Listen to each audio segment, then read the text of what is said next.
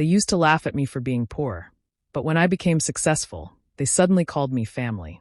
Stick with me while I share my story, and if it touches you, don't forget to support our channel by hitting that subscribe button, dropping a like, and sharing it with the people you care about. When I met Daniel, he was charming, kind, and so full of dreams. He didn't care that I came from a small town or that I didn't have much. He said love was all we needed, and I believed him. After we got married, I thought I had finally found peace. But I was wrong. The first time I met his family, I could feel the cold air in the room. His mother, Patricia, looked at me from head to toe like I was something she wanted to wipe off her shoes. She smiled, but it wasn't real. "You must be Emma," she said. "Daniel told us you're hardworking." I knew what that meant. It was her polite way of saying poor. His sister, Claire, barely spoke to me. His father just nodded once and went back to his newspaper. At dinner, they asked me questions that weren't really questions. They were tests. "Where did you go to college? What does your family do?" I tried to answer with grace, but I could see the judgment in Patricia's eyes. When I told them I worked as a designer for a small local brand, she smiled and said, "That's cute." My hands shook under the table, but I kept smiling. After the wedding, things didn't get better. We lived in a small apartment Daniel and I paid for together, but his mother made sure to remind him that he could have done better.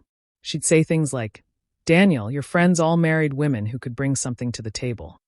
Every visit left me feeling smaller. Daniel changed too. At first, he defended me, but slowly he started agreeing with them. He'd tell me to let it go or try harder to please his family. I worked long hours to help with bills, cooked, cleaned, and did everything to be the good wife. But no matter what I did, it was never enough. Patricia would still find a way to insult me, sometimes with words, sometimes with silence. Once, I overheard her telling Daniel, "She's not like us, she'll always be beneath you." He didn't argue. That silence broke something inside me. But I stayed. I stayed because I loved him, and because I thought things would get better. I told myself love was supposed to be hard, that if I just proved myself, they'd accept me. But as the days passed, I began to realize it wasn't about what I did or didn't do. To them, I would always be the girl who didn't belong. That was the moment something in me began to change. I didn't know it yet, but their cruelty was planting the seed of the woman I was about to become. Every dinner with Daniel's family felt like walking into a battlefield. No one shouted, but the tension was sharp enough to cut through the air. Patricia always found a new way to embarrass me. She'd look at my dress and say, "That's interesting," in a tone that made it clear she hated it. She'd talk loudly about expensive brands, then glance at me as if to remind me I couldn't afford them. Claire would giggle quietly, and Daniel would just sit there, pretending not to notice. I tried to keep my head down and stay polite. I'd help serve food, clean up, and thank Patricia for dinner, but no matter how respectful I was, she found something wrong. "You hold your fork strangely," she'd say. "Didn't they teach table manners where you grew up?"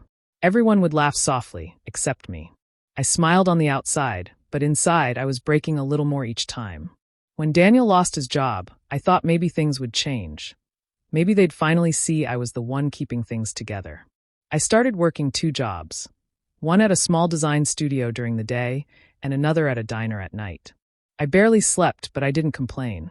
I believed we were a team. I thought love meant standing by each other when life got hard. But to his family, it was my fault he'd fallen. Patricia told him, "She's bad luck, Daniel. You never had problems before you married her." When I overheard that, my chest tightened. Instead of defending me, Daniel said nothing. He just looked at the ground and let his mother's words hang in the air. That silence hurt more than anything. It was like he agreed. I'd come home after long shifts, exhausted, only to find him sitting on the couch, staring blankly at the TV. I'd ask how the job search was going, and he'd snap, "You think it's easy? You think you're better because you're working." I never said that. I was just trying to keep us afloat. At dinner with his family, Patricia acted like I wasn't even there. When I tried to join the conversation, she'd talk over me or change the topic. Once, when I mentioned I got a promotion, she laughed and said, "Oh, that's sweet, dear. Daniel will be back on his feet soon. You won't have to stress yourself." It was her way of saying my efforts didn't matter. Daniel's father avoided eye contact. His sister whispered behind her napkin. I sat there, eating quietly, swallowing more than just food. I swallowed my pride, my anger, and my pain. I wanted to scream, to ask Daniel why he let them treat me that way, but I stayed silent, because every time I spoke, it only made things worse. I started realizing something. I was living in a house full of people, but I had never felt more alone. The man I thought would protect me had become a stranger sitting across the table, and his silence had become the loudest sound in my world. When I found out I was pregnant, I thought it would change everything. I hoped a baby would bring some light into the darkness that had taken over our marriage. I imagined Daniel smiling again, his family finally softening toward me. I thought maybe, just maybe, they would see me differently, not as the poor girl who married their son, but as the mother of their grandchild. For a few days, I allowed myself to believe things could get better. When I told Daniel, he seemed happy at first. He hugged me, kissed my forehead, and said, "This is what we needed." For the first time in a long while, I saw hope in his eyes. But that feeling didn't last. As soon as he told his mother, the warmth disappeared. Patricia didn't even try to hide her disgust. She looked at me and said, "Let's hope the child doesn't inherit her poverty." The room went silent. My heart dropped, and I felt like someone had punched the air out of me. Daniel didn't say a word. He just stood there, his head down, pretending he didn't hear it. That night, I couldn't stop crying. I lay on the bed, my hand over my stomach, whispering promises to the tiny life inside me. I promised to protect it, to give it love, even if no one else did. Daniel sat beside me, scrolling through his phone, not even looking up. When I finally asked him, "Why didn't you defend me?" he sighed and said, "You're too sensitive, Emma. My mom didn't mean it like that." His words stung more than Patricia's insult. He didn't see how much it hurt me, or maybe he just didn't care anymore. As my belly grew, so did the distance between us. I went to doctor's appointments alone because Daniel was too busy. When I came home tired and emotional, he said I was being dramatic. Every time I tried to talk about the baby, he changed the subject. I began to realize that the man I married only felt strong when I was small, when I stayed quiet, when I didn't argue, when I accepted the blame. Patricia still called often, pretending to care about Daniel's stress, but never asking how I was. Once she even told him, "You need to make sure that baby grows up more like you than her." I heard it through the phone, and it broke me all over again. I stopped expecting kindness. At night, I'd sit by the window, rubbing my stomach, wondering what kind of world I was bringing my child into. I told myself I had to be stronger, not for Daniel, not for his family, but for the little life depending on me. By the time I reached the last months of my pregnancy, I knew something had changed in me. I wasn't just sad anymore. I was angry, and that anger started turning into something powerful. For the first time, I began to understand that maybe love wasn't enough if it meant losing yourself completely. When Daniel's company went bankrupt, it felt like the final crack in a glass that had been breaking for years. He had borrowed money, made risky deals, and ignored every warning sign.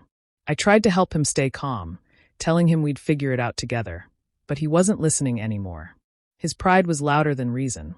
When everything finally fell apart, his family wasted no time finding someone to blame. And as always, that someone was me.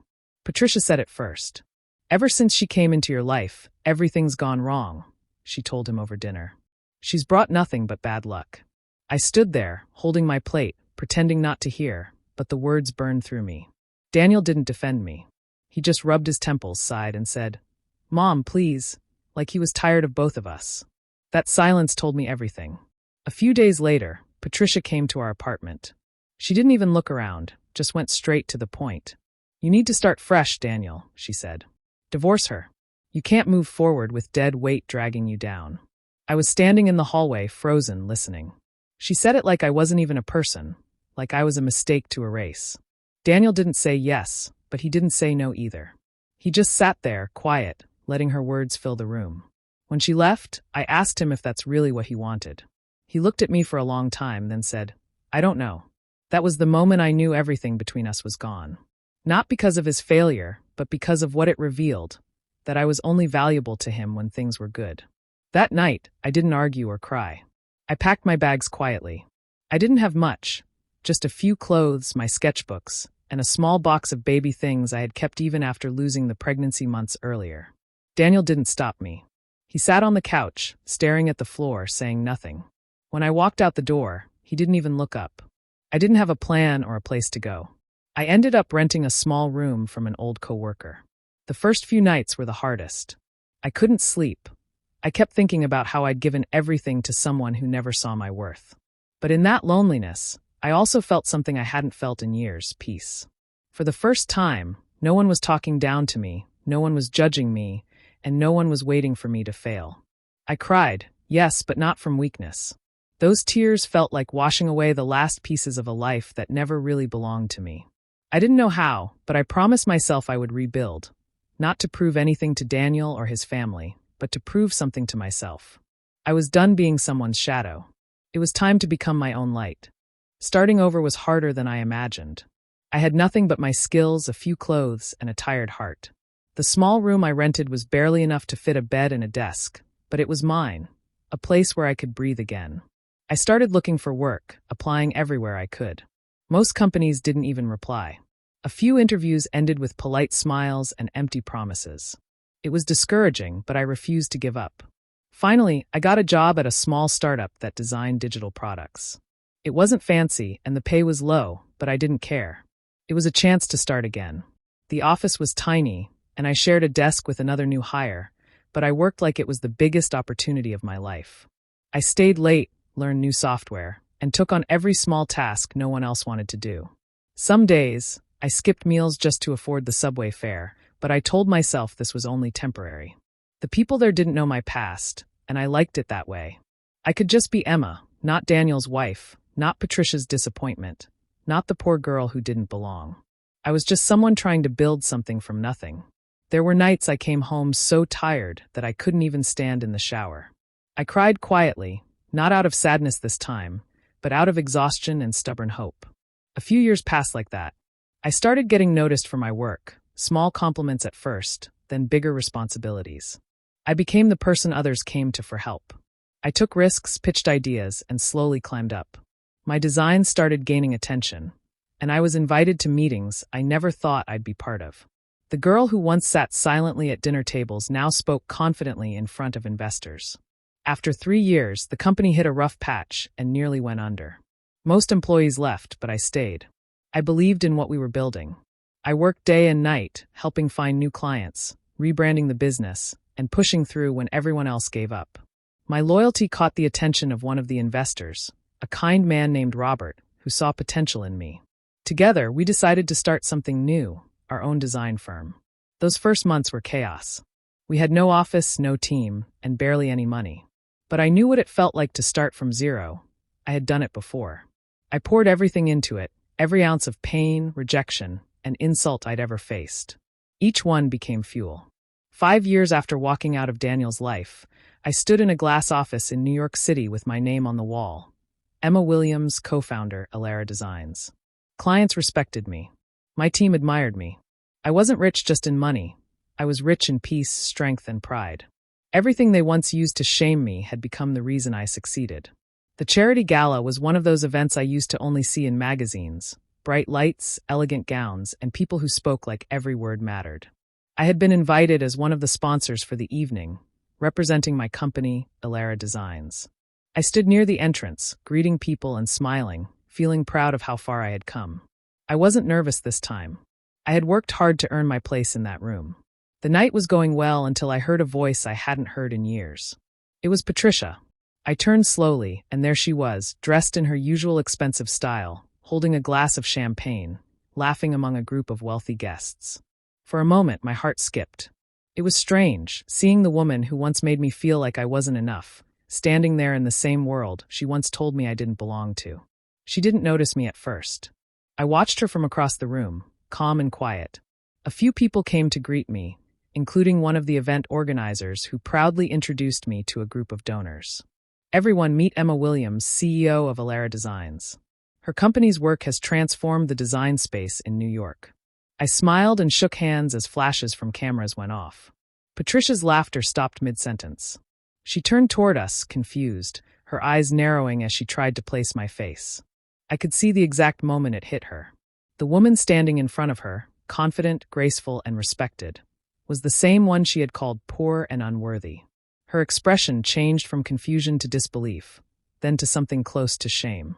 I didn't say anything. I didn't have to. The room did the talking for me. People were shaking my hand, complimenting my company, asking about collaborations. Patricia stood there frozen, clutching her drink like she needed it to stay upright. One of the guests beside her smiled and said, "Oh, Patricia, you must know Emma. She's doing amazing things in the design world." Her lips twitched. "Yes, I've met her before," she said softly, her voice almost trembling. I met her eyes and smiled politely. "It's been a long time," I said. She tried to respond, but her words got lost somewhere between pride and regret. For a moment, we just stood there, surrounded by everything she once said I could never have. As the night went on, I mingled with clients and other guests, while Patricia stayed on the sidelines, watching. I caught her glancing at me a few times, maybe trying to find the right moment to speak, but I never gave her one. I wasn't cruel. I was just done giving her space in my story. Before I left, she finally walked up and whispered, "You've done well for yourself." I nodded and said, "I always could. You just never saw it." Then I turned and walked away, leaving her standing there in the same silence she once used to make me feel small. This time, it was her turn to feel it.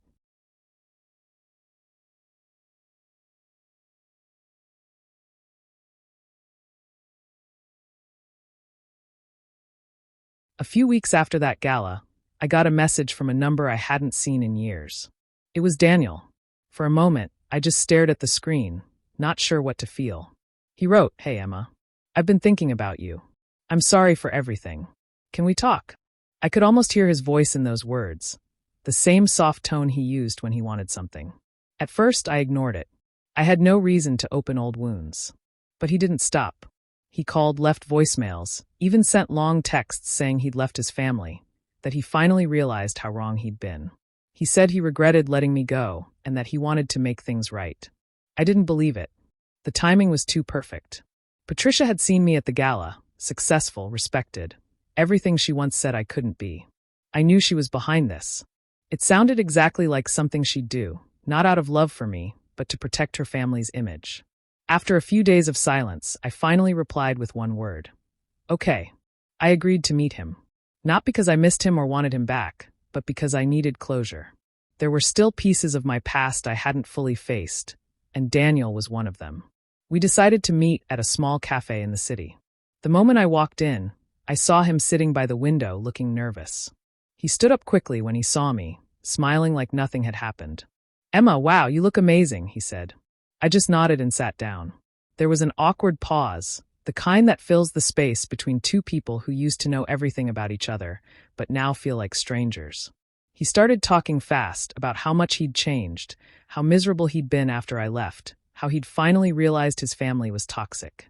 He said all the right things, but his eyes told another story. There was no real remorse there, just a hint of calculation, like he was reading from a script someone else had written.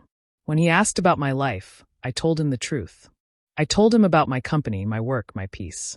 He smiled, but I could tell it stung. For once, I had something he couldn't control. "I'm proud of you," he said, but it didn't sound sincere. It sounded like envy dressed up as admiration. Then came the question I knew was coming. "Maybe we could start over," he said quietly. "We were good together once, weren't we?" I looked at him. The man who had stood by while his family tore me apart, who had watched me walk away without a word. I didn't feel anger anymore, just distance. "We were never good, Daniel," I said softly. "I was good. You just didn't see it." He looked down, speechless. For the first time, I saw him small, not because I wanted revenge, but because I no longer needed his approval. I stood up, left some cash on the table, and walked away. That meeting wasn't about forgiveness or revenge. It was about freedom. And I finally had it. Daniel called again a few days after our first meeting. He said he wanted to take me to dinner, just to talk properly this time. I almost said no, but a part of me wanted to close that chapter once and for all. So I agreed. We met at a quiet restaurant downtown, one of those places where everything felt too polished, too perfect. When I arrived, he was already there, smiling like he had been waiting for me all his life. He stood up and pulled out my chair, trying to be the man I once wished he had been. "You look beautiful, Emma," he said. I smiled politely. I had learned long ago that not every compliment came from a good place. We ordered dinner, and for the first few minutes, the conversation stayed light. He talked about work, how hard things had been since the bankruptcy, how he was finding himself again. I listened, quiet but calm. Then he shifted the topic to me. "I've seen articles about your company," he said, his tone a mix of pride and surprise. "I always knew you were special.